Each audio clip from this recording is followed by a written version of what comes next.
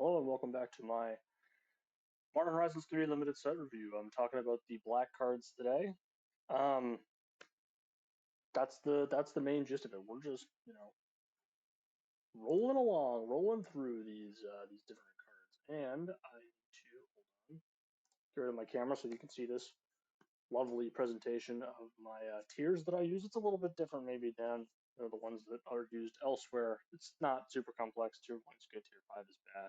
Uh, More to be said about each individual card than the tier rating represents. But the tiers, we like to have the tiers so that I can have nice talking points at the end of my review videos and all that. Um, and they help just sort of contextualize how good cards are on average. And this is an interesting one. We start with a Cursed Marauder, 1 and a black for 2/1. When it enters the battlefield, each player sacrifices a non-token creature. So you can think about this as a creature edict. You can say, okay, well, this is a 2 mana, edict essentially, right? But it hits only non-token creatures, which is actually very good. So in some cases it's going to be bad for you because you have to sacrifice this. Um, it's going to be hard to have a creature that's like worse than this. There is a black 1 drop that is like a 1/1 artifact or recursive thing. So, but that is a thing that's worse than this that you could sacrifice. But there's not a ton of non-tokens to be sacrificing to like be like, oh, I played my 2/1 and it was bigger than my 1/1, and so I actually got a real like deal here. That's not really like you're really this is an edict. At the end of the day, it's an edict that is a creature, which means that which has a lot of upsides because you can recur it more easily, uh, and it's whatever. It has a lot of downsides in the sense that it's not actually a 2 drop. It isn't hard removal. It can get blanked kind of easily and like it has concerns in that way. So I think at the end of the day, I've sort of come down on it's pretty average. I think it's a playable card. I'm not excited about it. I'm not you know writing it off either. I just if anything, I'm closer to not liking it than liking it. There's better removal in the set. Um, but I do think that this has a place in some decks, like especially again if you're doing like there is sacrificey stuff happening in this format a little bit higher. Like black in the last couple of sets has been a little light on sack stuff. I know there was some stuff in black white this past set in OTJ, but usually there's a heavier theme, and I think this set maybe it will be a little bit heavier of a theme than there has been in the last six months or so on sacrificing stuff. So this can enable that as well. Arcbound Condor, 2 black for 8/0/0, flying with modular 3. Whenever another artifact enters the battlefield under your control, target creature an opponent controls gets -1/-1 until end of turn. So obviously this is a 4 mana difficult to cast flyer, right? Like that's really bad. Like this has man, I'm making myself want to bump this down just by it existing. Just by what I said right there, I'm like, oh, that kind of sucks. But the upside is so high, right? Mm, man, I'm talking myself down on this card. Now that I've said it out loud, I'm like, oh no, am I going to be the guy that gives a 4 mana 3/3 flyer a tier 2 grade? That seems like that's not the guy I want to be. But here we are at the moment. Um, so this is obviously very deck specific. You'd be playing a lot of other artifacts, probably like 10 or 11 other artifacts minimum. You need tons of artifacts to be making this work. Fortunately, in specifically red black, there's tons of artifacts. Um, so in that deck, this will be great. It also it doesn't specify tokens, it doesn't specify like once per turn, whatever. So it's just gonna be really difficult to deal with. Um, the modular ability is nice. If you do again, you really need to have like a lot of artifacts in this deck, like with this card. If you're playing this card, you need a ton of artifacts, not just like 5 or 6 other artifacts or whatever. This thing needs to be you need to be all in. But I think in those decks, your opponent's going to sit there like, well, if I kill this Arcbound Condor, they get their 1/1 or 2/2 artifact creature turns into like a 5/5 or whatever because of the modular. So if you have like you need to be using all the parts of this card. In the sense like it needs to like it dying needs to not be that bad of an outcome for you. And the ETB, I'm changing my mind. Hold on, my mind is being changed as we speak.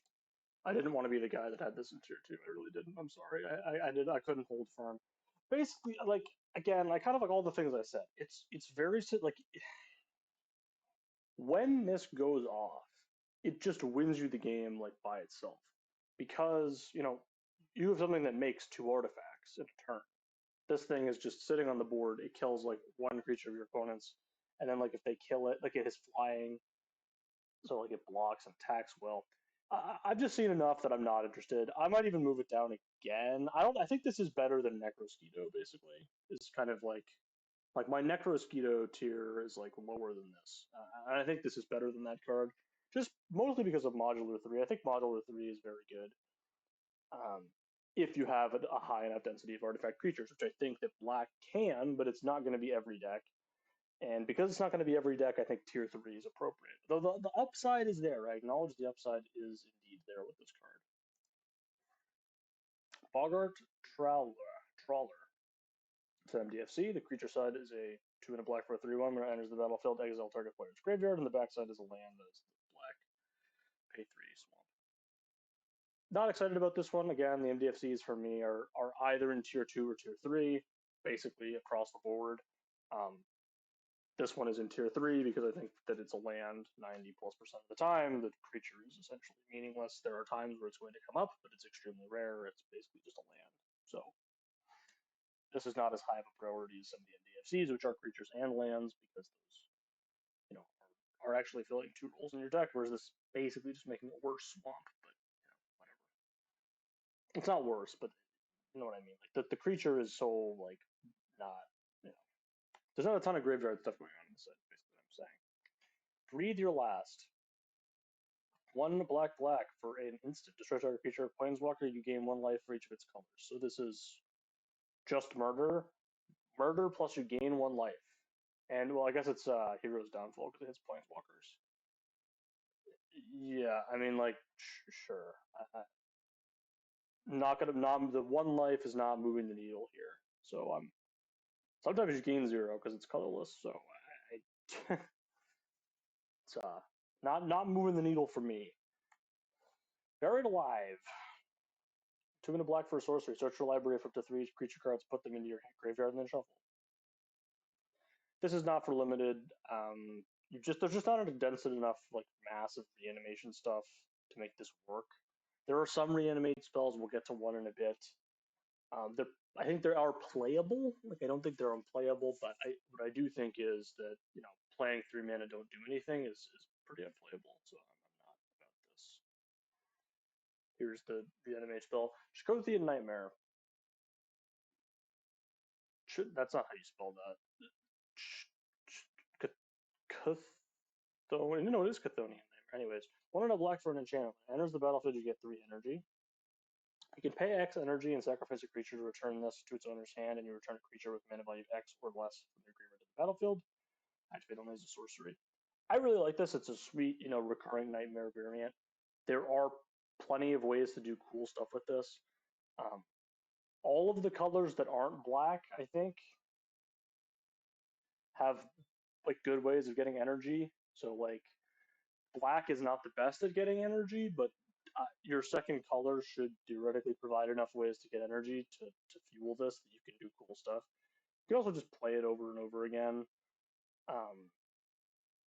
There's just a bunch of ways to like make this do sweet stuff, and I like that a lot. Yeah, you need to have like you need a good balance of like, oh, my creatures to be making multiple creatures and all that stuff.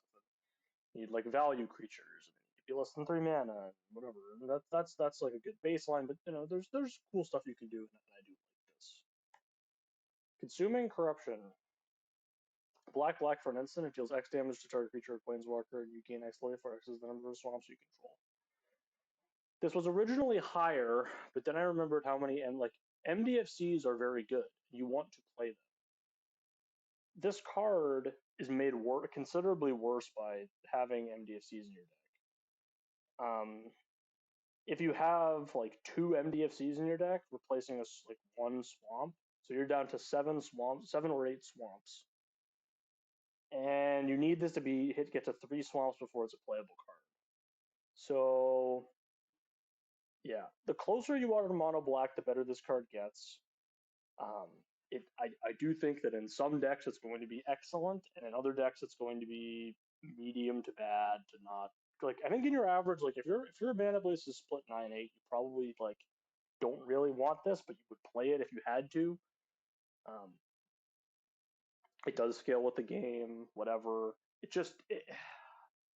You really need to be heavy black for this to be functional in your deck. And if you are, I think that you can play it and it's a serviceable card, but I don't think you want to be like I don't think this is like aspirational. Like don't try to make this your plan. You know what I mean? Crabomination. 4 black for 5/5. It has Emerge with Artifact for 5 black. When it enters the battlefield, target opponent exiles the top card of their library, a random card from their graveyard, and a card at random from their hand. You may cast a spell from one of the cards exiled this way without paying its mana cost.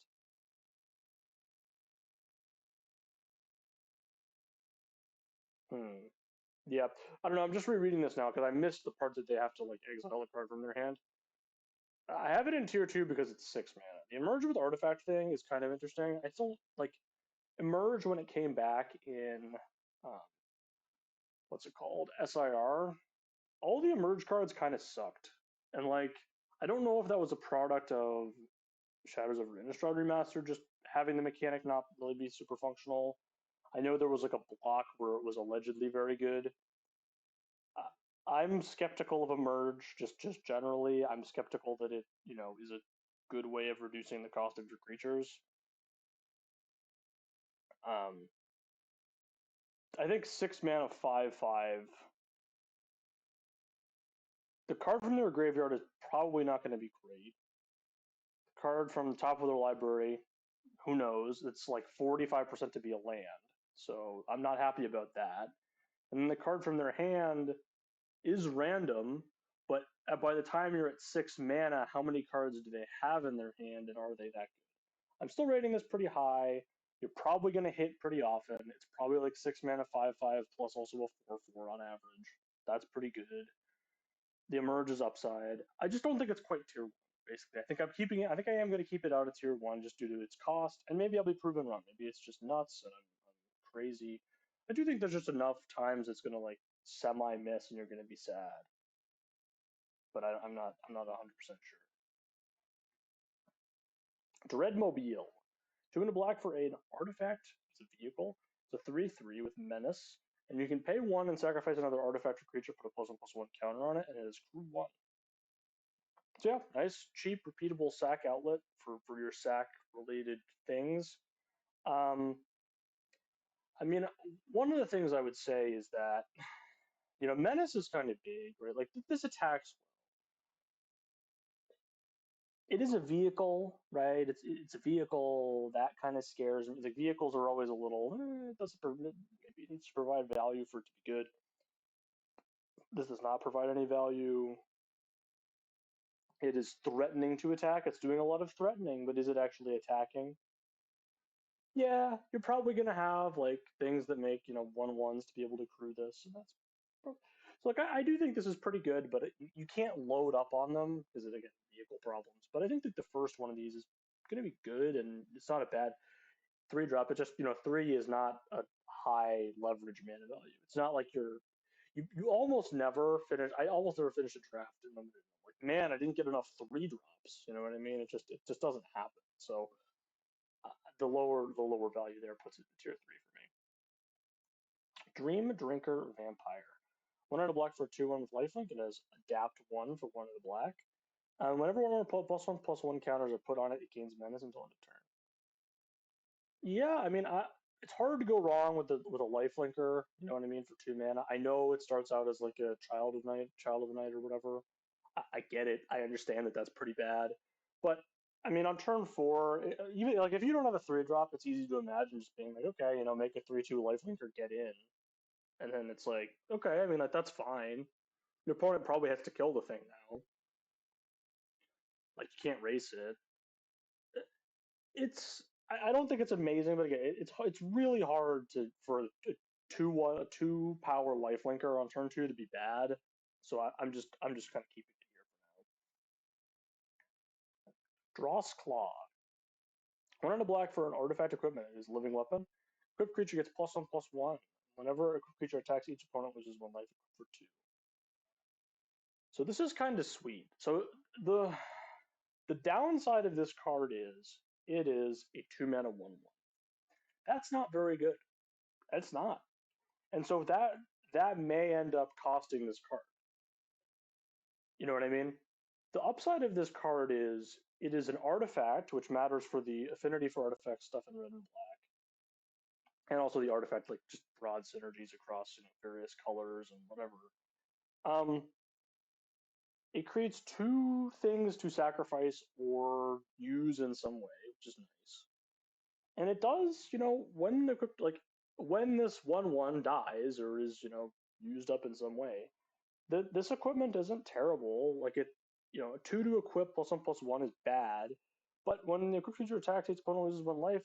That adds up pretty quick, and in the mid to late game, you're gonna be pretty okay. Like I can see this being kind of like a little bit of a closer in some ways, where you're like your opponent's like, yep, they equipped this to their like 3/3, and now it attacks, and then well, I guess I can block it, but I'm taking 1 and I'm trading. Not like I'm trading with my 4/3 or something, and it's just you can see how this thing can be good.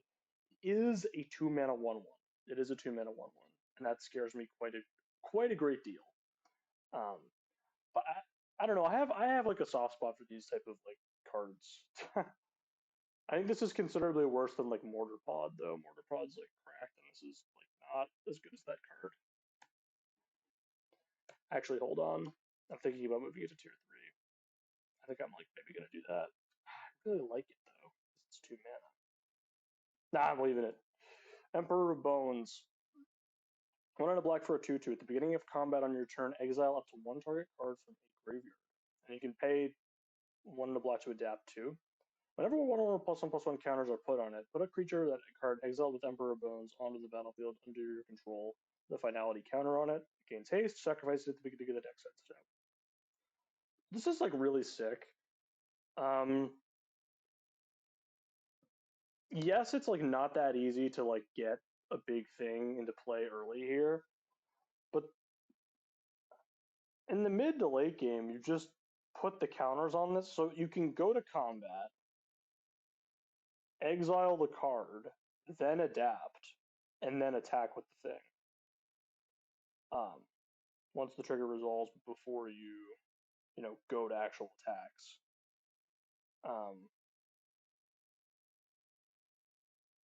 So that's a thing that you can do, and that's really good. So like you can do that the turn you play this. It is a 2 mana 2/2 that just like adapts, which is great, and you're exiling stuff from your opponent's graveyard, which could be messing them up. You never know. Sometimes you exile your own stuff, but you get to attack with it. Seems pretty good to me. I don't really have any complaints about this thing. Etched Slit. 1 and a black for to 1/1 menace. When it deals combat damage to a player, put a +1/+1 counter on it. When you do, you may remove a counter from another target, permanent or opponent. So this is very cool. It's a very cool card. It is an artifact as well. But the problem is like sometimes you're on the draw and this just isn't doing it. Like if you're ever on the back foot, this card is so bad. Now if you're on like the front foot, it's okay, but it still is just, understated to start and whatever. Now I'm giving it a lot of weight to the fact that you can remove counters from stuff. Because there is actually a lot of counters all over the place in this format.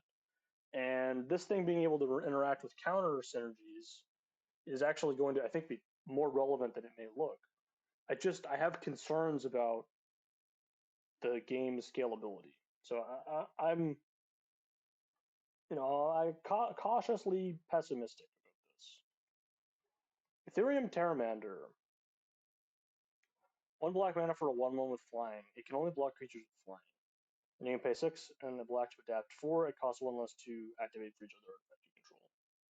So yeah, I mean, I like this, right? It's a 1 mana artifact that like it turns on your affinity stuff. It has flying. It wears equipment well. It wears +1/+1 counters well. It does all these nice things. It can still block, and it can block the things that you want your flying creatures to be able to block, which is other flying creatures, generally. So I mean, it's small, but does a lot of things that I want. It only takes how much again. The adapt cost needs to be 5 or less for me to be sort of okay with it. So you need to have 2 other artifacts in play, and then it becomes pretty big, and you can start. It can be like your finisher. Eviscerator's Insight. 1 and a black for a instant. As additional cost to cast this spell, sacrifice an adventure creature, and you draw 2 cards, and it has flashback for 4 and a black.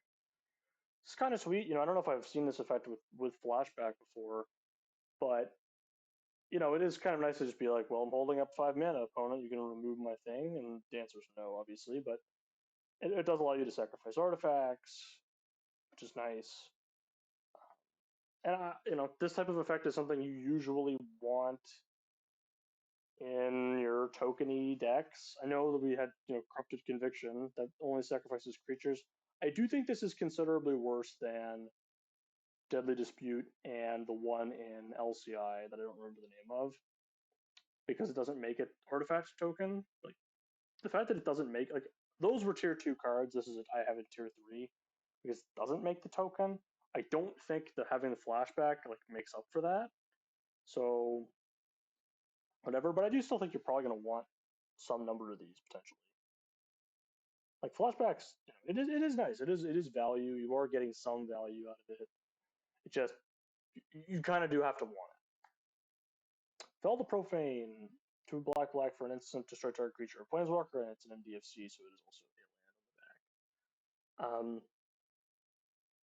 Yeah, I mean, I think this card's really good. I think all the MDFCs that are have effects that are actually good are much better than the ones that have effects that are weird. I know that there's there are other opinions about MDFCs than that, but that is my opinion about MDFCs. Yeah, I mean, it's just really solid removal spell. I mean, not great or anything. You're not jumping out of your way to go cast this, but when you need it, it's nice to have, and a lot of the time you're going to play a land. Fetid Gargantua.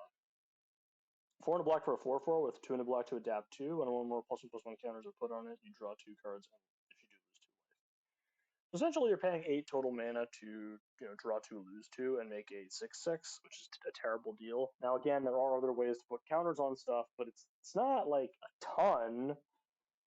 And I just think this is so expensive and doesn't do anything by itself. Really, I just don't think you need to play this. Flare of Malice. 2 black for an instant. You may sacrifice a non-token black creature rather than pay the spell's mana cost. Each opponent sacrifices a creature or planeswalker with the greatest mana value among creatures and planeswalkers they control. Yeah, I mean, this actually looks like, I think this is probably the best Flare in Limited. Just because the effect is good. I mean, the Cultivate one's pretty good too. We'll get to that eventually. The blue one I like, but this one is probably the best. Non-to-black has the most non-token creatures that are easy to sacrifice to this, so that you can actually make it pay 0 sometimes and have it not be a disaster. And the paying 4 for this effect is bad, but not unplayably bad. It is double black, which you're not happy about. You probably shouldn't be first picking this card, but I wouldn't be unhappy to play it. Basically, is kind of how I feel about it. Grave Dig. 1 and a black for sorcery. Choose 1. Target player creates a 2/2 black zombie creature token and return target creature from your graveyard to your hand. It has Entwine for 2. So if you pay 4 mana, you get a Gravedigger. That's the joke. Unfortunately, Gravedigger kind of sucks in 2024. It's still fine. It's still playable, but it's not great. You know, the mode to make a 2/2 is not something you like. I don't think you're really ever like if you find yourself playing this to make a 2/2 on turn two. I kind of hate it. I don't even know if you're supposed to do that. I think you aren't, but maybe some people like you. Maybe you are, but I don't know if you are. So yeah, Grim Servant. 3 and a black for a 3/2 with a menace. When it enters the battlefield, search your library for a card with mana value less than or equal to your devotion to black, reveal it, put it in your hand, and shuffle. You lose 3 life. So you can find any card. By itself, it only finds 1 mana spells. I should take it out of tier 5. It's a tier 5 card, but I really don't like it. You do lose, like, you lose 3 life. Like, if this just said, like, 4 mana, 3/2 menace, draw a card, lose 3 life. That would be, I think, that would be considerably better than this card. And that card would be, like, tier 3, maybe even tier 4. So you know what? No, I'm holding firm. This card sucks, and I don't like it. Like, it's a tutor, but like you have to have like devotion to black. So I guess my question is like, if like by itself it finds a 1 drop, are you gonna have a 1 drop that's strong enough to warrant playing this card? And what if you already drew it? So I mean, is it unrealistic, completely unrealistic to have another black, you know, pip in play? No, it's not. So, but then you're getting a 2 drop. Is there a 2 drop that's like really worth like 3 life? Once you get to 3, I think it's good. And by good, I mean like a card that you can play in your deck and not feel bad about. Like if you get to 3 devotion, this card is like a tier 3 card, in my opinion. 3 is a lot of life. This thing doesn't really do anything on the board. It just dies. At least it's a 3/2 and kind of blocks well. I really hate this. I think this is bad. I'm taking a firm stance. You know, speaking of taking a firm stance, Krith, Crick, Crick. I actually don't know. Anyway, Son of Yawgmoth, 4 and 3 for Phyrexian black mana for a 2/2 life linker. For each black and a cost, we pay 2 life instead of rather than pay that mana. And whenever you cast the black spell, put a +1/+1 counter on it. It's just too expensive. You know, 4 mana 2/2 pay 6 life for 2/2 life linker is just not good. Obviously, you can make your other spells free, but no, don't do this. It's just you're just gonna lose. Kami of Jealous Thirst. 2 and a black for a 1/3 with Death Touch. 4 and a black, each opponent loses 2 life and you gain 2 life. This ability costs 4 and a black less to activate if you draw 3 or more cards this turn. Activate only once each turn. I mean, it's kind of sweet. And actually, you know, drawing 3 or more cards in a turn is not that hard. The problem is that this card is not great by itself. I guess you can just pay. You know, I'm moving you up a tier. You're getting moved up. Oh no. Oh no. Oh no. So as you can see, I've made changes. I kind of just had to like, what if this was Vampire Spawn? And I was like, oh, like, what if it was Vampire Spawn? And I was like, that's pretty, you know, like, and the thing is, like, it's not unrealistic to think, you know, oh, I mean, I'll never pay 4 and a black to do this. No, you will pay 4 and a black to do this sometimes, and it's not even that bad. Like, I thought it was 1 life. It's 2 life. Like, drain for 2 is a lot. And drawing 3 cards is something that happens like in blue black pretty much like, not every turn, but every other turn. Like, and you're just getting this, and it's a it's a death touch. It trades with anything. I like this quite a bit in certain spots. And like, again, not red black never plays this. Like, never wants it. But like blue black is this is going to be, I think, really good. And yeah, lethal throwdown. Single black mana for a sorcery is additional cost to cast this spell, sacrifice a creature or a more modified creature. Destroy target creature or planeswalker if a modified creature was sacrificed, draw a card. There's a lot of easy ways to get modified creatures that are cheap in this format, including all of the living weapons.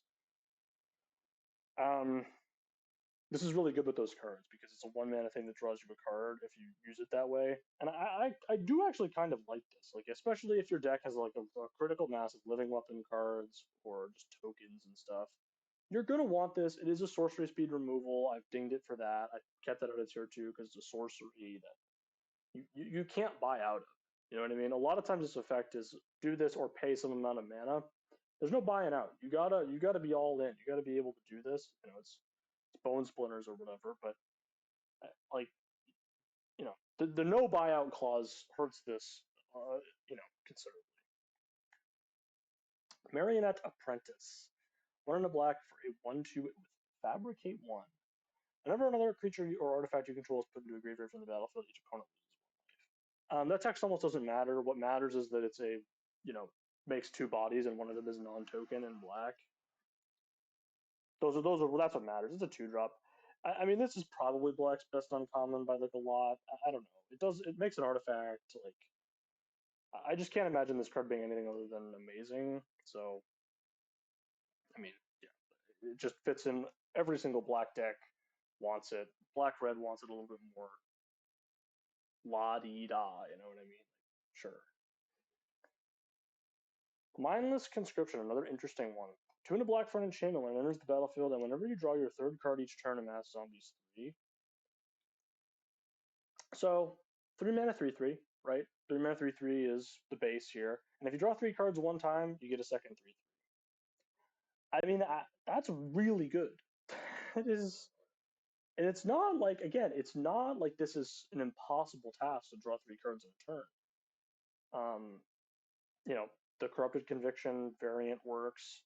There's spells in blue that draw 3 cards, that draw 2 cards on your turn. There's, I'm sure there's other stuff like there's just ways to draw 3 cards in a turn, and this seems like a real thing you can do, and you will get rewarded for doing it. So I'm in. I'm all in. I'm all in on this card being good. I think it is. I think it is genuinely a good card. Nadir's Nightblade. 2 and a black for a 1/3. When a token you control leaves the battlefield, each opponent loses 1 life and you gain 1 life. This is not Blood Artist. It's too small by itself. It doesn't do anything. Like it just sits there, and then it just has 3 tough. Like it just doesn't block or attack well. And then like yes, when tokens leave, it does drain your opponent for 1, but it has to drain. Like I think this is so much worse than the 1/3 with Death Touch that drains your opponent for free if you draw the 3rd card.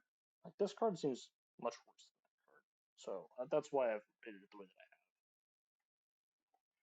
I have. Necro Dominance. 3 black mana for a legendary enchantment. You skip your draw step. At the beginning of your end step, if you may pay any amount of life if you do draw that many cards. Your maximum hand says it's 5. If a card or token to be put into your graveyard from anywhere, exile instead. This is Necropotence, but changed with some minor changes. Necropotence isn't very good in limited, so this card is not going to be very good in limited either. So that's the deal. like Necropotence, just it's too difficult to like. Basically, it's too difficult to kill your opponent before they establish a board presence. You know what I mean? With Necropotence, like oh, I'm gonna draw all these cards, and then your opponent's like, well, you're gonna take like 10 damage, and I already have like a 3/3 in play, and you're like, well, guess I'm dead. And yeah, that's kind of how it goes. Nether Goyf. Single black mana for a star, 1+star. Its power is equal to the number of card types among cards in your graveyard, and its toughness is equal to the number +1. So it might even be. It has escape for 2. You're not going to escape this. It's too. It's not. It's not possible or good. So I have this rated in tier 3. I should move it down tier. The thing is, it's how big does this have to be for it to be reasonable? And the answer is it has to be a 2/3. A 1/2 is not good enough. So how do you get this to be a 2/3? Well, you sacrifice a creature and you use an instant or sorcery. I mean, I don't think that's like completely like unfathomable. You could never have that happen, and you don't have to do it on turn 1. Like it doesn't need to do anything on turn 1. It can just be chilling. There actually is a cycle of fetch. You know what? I'm keeping it in 2/3. There's a cycle of fetch lands. There's a cycle of fetch lands at common. I'm keeping it at tier 3. That's uncommon, I think, actually, the fetch lands. But it's not gonna. It's constructed and limited, very different. I do think this is fine. Um, it's just rate. You know what I mean? The card is just rate. The escape, it's so hard and also makes your card terrible. Like, I just can't imagine it. Ophiomancer. 2 mana black for a 2/2. At the beginning of each upkeep, you control no snakes. Create a 1/1 black snake with Death Touch. Yep. I mean, this card's just sick. You've seen like if you've ever played with Ophiomancer before, you know that it's just sick. So like just making one turn, it's every upkeep, so you can sacrifice something on your turn, sacrifice something on your opponent's turn. Every turn you get something. It always, comes back. You're always going to have a Death Touch blocker. Your opponent's never going to be able to attack you without killing the Ophiomancer. And even if they do, you're still getting a 2-for-1 because you made a 1/1 snake with Death Touch. And yeah, there's not much to say here. It's just a really strong card. Quest for the Necropolis. Single black mana for an enchantment, Landfall. When a land enters the battlefield under your control, you put a quest counter on this card. You can sacrifice it to put a creature card from a graveyard onto the battlefield under your control. It costs 1 less to cast for each quest counter on this card, and you activate only as a sorcery. So, this is a kind of cool spin on a reanimate spell. It works with several things. There are proliferate cards in the set. Works with those. There's some proliferate happening. There's lands just enter the battlefield to make it cheaper, right? So if you play this on turn 1, by turn 6, you've got like a 2-mana reanimate just sitting around. That's really good. It has some of the reanimate problems of it is 7 total mana. Realistically, how much does this cost on average? I mean, if you have it in your opener, it's going to cost 3 mana.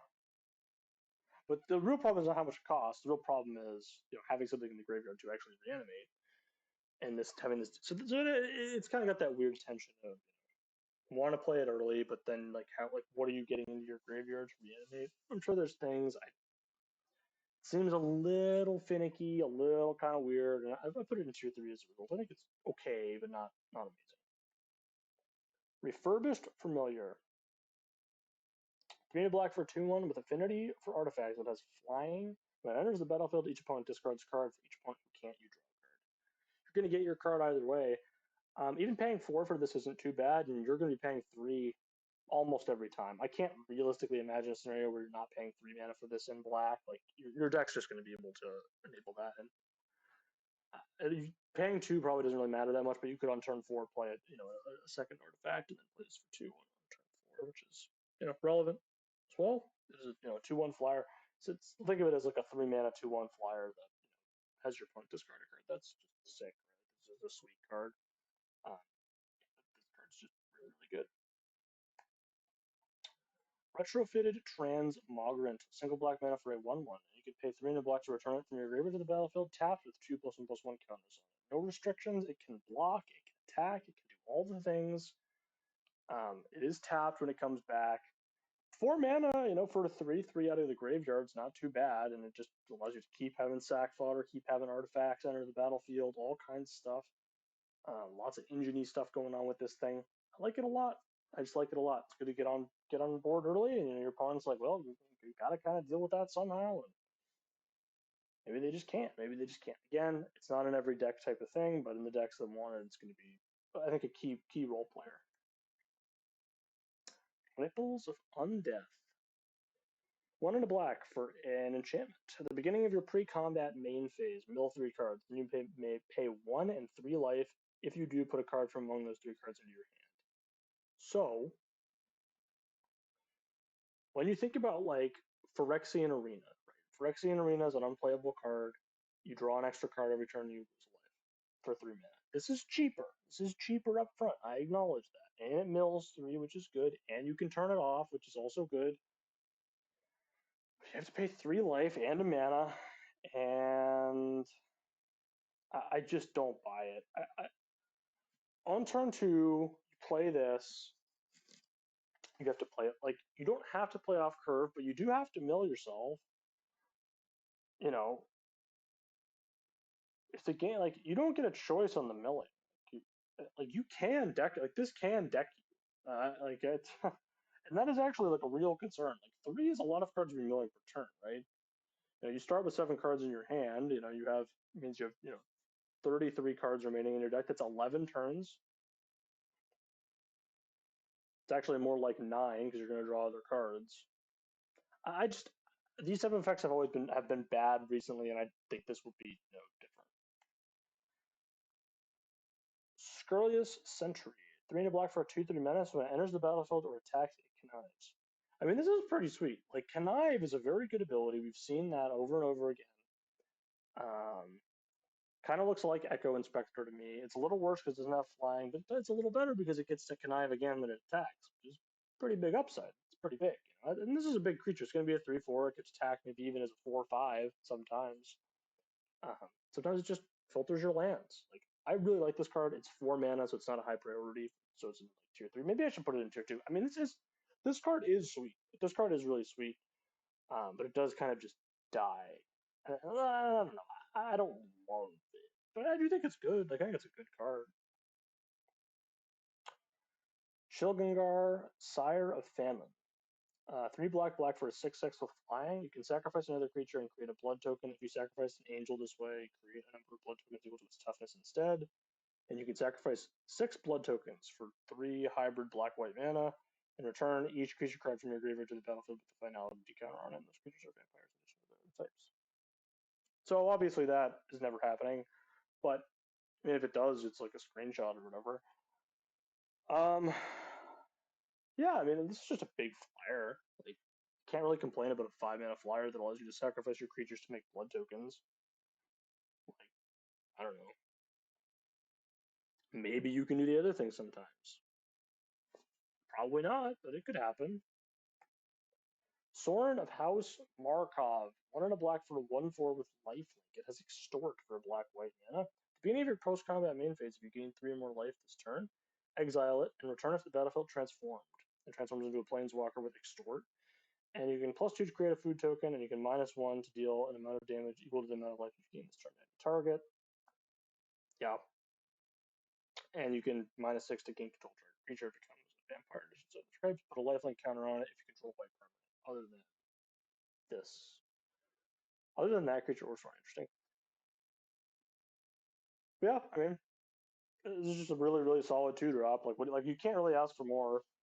I think this is the best of the cycle of these. I think. The Planeswalker is relevant.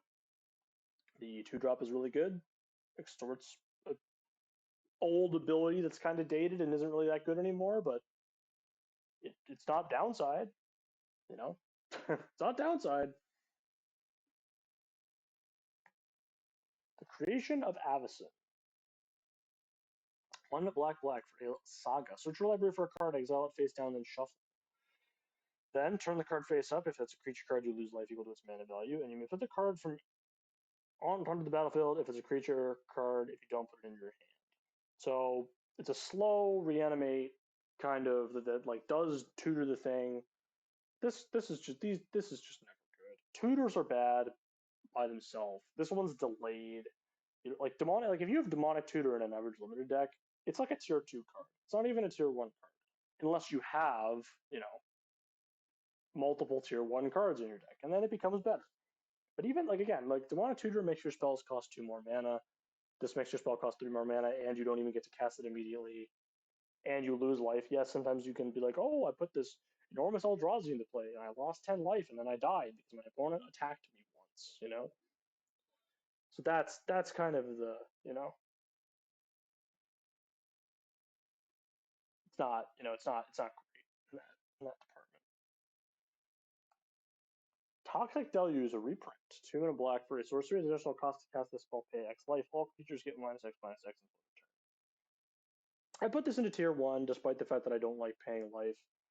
I've just played with this card before enough and like in Vintage Cube and stuff where you're just like you're never losing. I mean, black is kind of a token go wide deck in this format, but even so, there's times where you can just be like, you can manipulate the board state to be like, well, I'll lose 3 life and kill all your creatures, and like my creature still lives. Like that happens.